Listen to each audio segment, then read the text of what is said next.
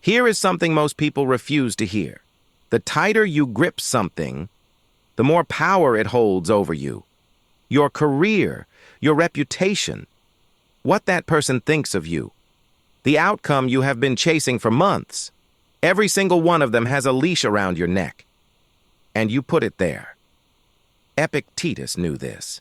He built a philosophy inside a slave's body, in a world where he controlled almost nothing on the outside, and became freer than any emperor he served. This video is about one move that changes everything. Learning to want nothing so completely that no circumstance, no person, no failure can ever coerce you again. Detachment is not coldness. It is not apathy. It is the quiet root of every form of real power you will ever hold. Epictetus was born into slavery around 50 A.D. His master, a man named Epictetus, once decided to twist his leg as a demonstration of power. Epictetus said quietly as the bone was being turned, "You are going to break it." It broke. He said, "Did I not tell you?" No scream, no plea, no collapse into victimhood. Epictetus had already drawn a line no one could cross, between what belonged to him and what did not. His body was not his to protect. His judgment, his response, his inner posture, those were entirely his. He called this the dichotomy of control. What is yours? Your will, your attention, your values. What is not yours? Outcomes, reputation, other people's choices. The man who truly knows the difference cannot be moved. Law 1. The thing you cannot lose cannot be used against you. Think about every time someone has had leverage over you, a boss who dangled a promotion, a person whose approval you needed, a goal that felt like your entire identity. Leverage only works when you have something to lose. The moment you genuinely release your grip on an outcome, not perform indifference, but actually disentangle your sense of self from it, the lever breaks. Epictetus writes, "Wish the things which happen to be as they are, and you will have a tranquil flow of life." He is not telling you to be passive. He is telling you to locate your power correctly. A man who needs the promotion stays quiet when he should speak, agrees when he should push back. A man who can walk away negotiates from a position no one can shake. But that is only the beginning of what detachment actually costs you. Law 2. Reputation is the most expensive cage ever built. You will sacrifice more to protect your image than you will ever sacrifice for your values. Most people post the version of themselves that earns approval. They stay in relationships, jobs, cities, because leaving would mean explaining themselves. They are not living a life.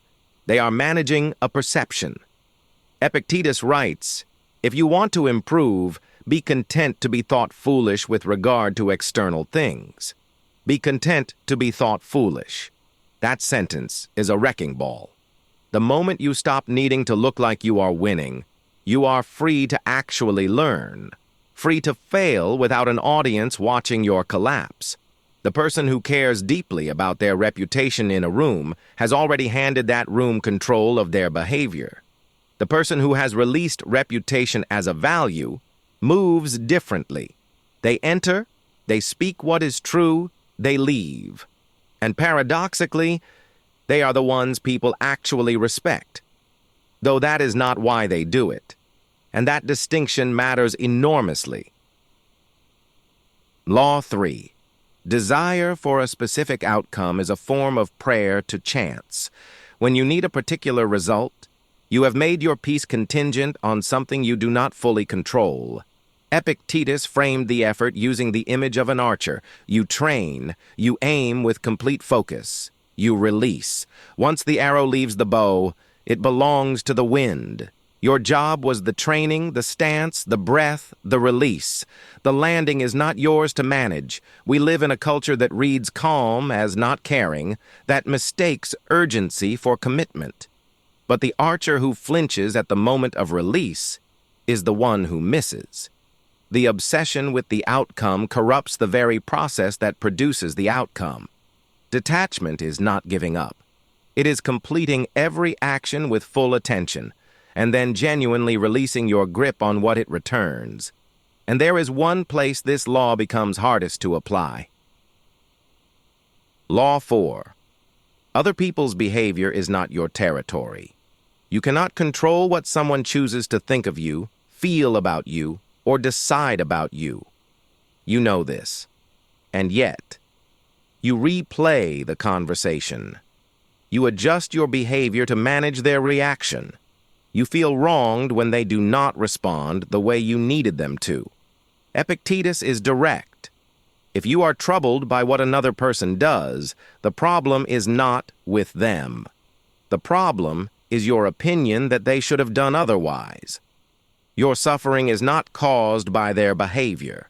It is caused by the expectation you placed on their behavior, one they were never obligated to fulfill. Every time you are disturbed by another person, you are actually disturbed by yourself. You handed someone else the controls of your interior world, and then you blamed them for the turbulence.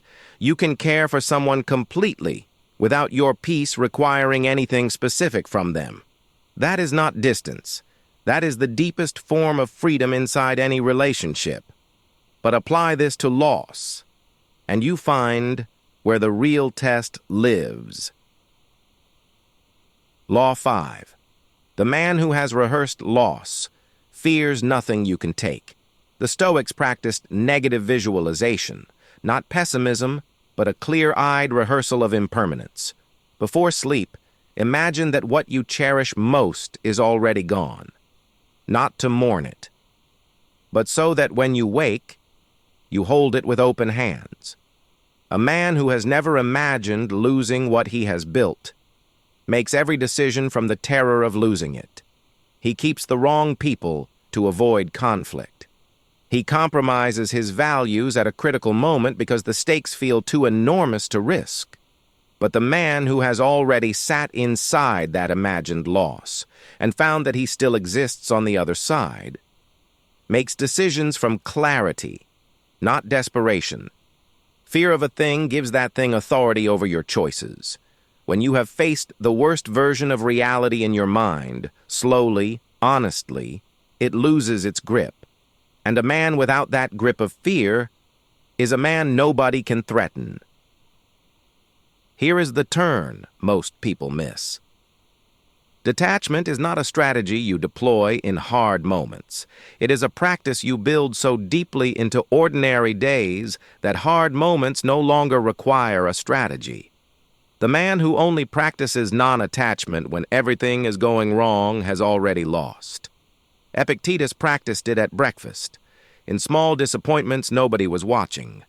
Because the self that shows up in a crisis is the self you have been building every quiet Tuesday. And here is the paradox at the center of all of this. The man who genuinely wants nothing from you is the most compelling person in any room. Not because he is performing indifference, but because he is entirely present, giving his full attention without needing anything back. That quality, complete presence without agenda, is rarer than almost any other human trait. Detachment does not push people away. In the hands of a man who has done the work, it draws them in. You started this with something you are gripping too tightly. A result, a person, a version of yourself that needs others to confirm it. You know what it is. Epictetus lived inside a body that was not his to control, and built a freedom no owner, no emperor, no circumstance could touch, because he knew the only territory that is truly yours is the space between what happens and how you respond. Guard that space, train there in small moments, quiet ones, the ones nobody is watching. Do not wait for the crisis to practice this. Practice it now, in how you hold your expectations, your image, your need to be understood. The man who masters that space masters everything that flows from it, and he cannot be moved.